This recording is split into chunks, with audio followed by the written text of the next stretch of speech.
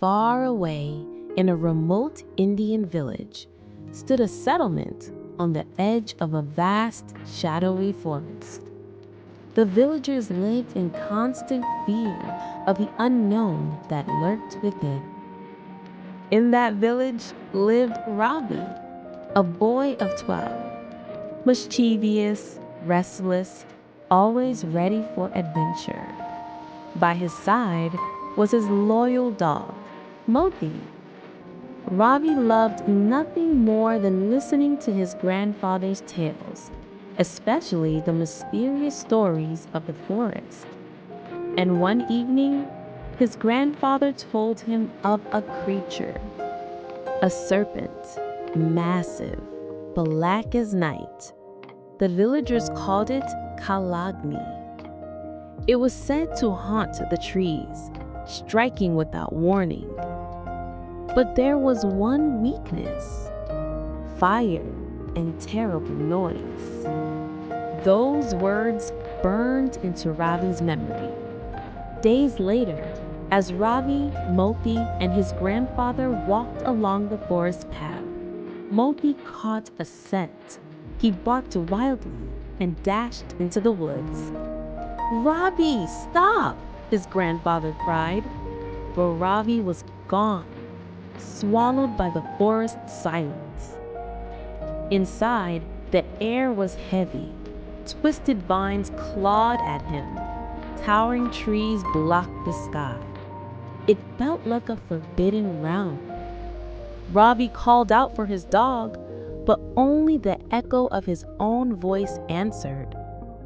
Then, thunder shook the earth. Lightning split the sky. A dry branch burst into flames. Ravi trembled, fear creeping in. Should he go back? No, not without Moti.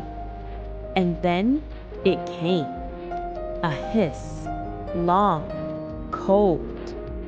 From above, the giant serpent Kaalagni dropped, coils tightening around Ravi's small body.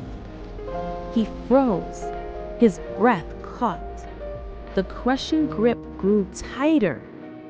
In that moment of terror, his grandfather's words returned: fire and sound. His hands were free. He fumbled in his bag, pulled out a torchlight, and flashed it straight into the serpent's burning eyes. With his other hand, he seized the fallen stick. He struck the ground again and again. The forest filled with echoing cracks and shouts. The serpent writhed, furious, confused. The blinding light, the roaring thunder, the spreading flames, it could bear no more. With a furious hiss, Kaalagni released him and vanished back into the shadows of the forest. Ravi collapsed to the earth, trembling, exhausted. And then, out of the darkness, Moti came bounding back, barking wildly, his tail wagging. Moments later, his grandfather and the villagers rushed in, calling his name.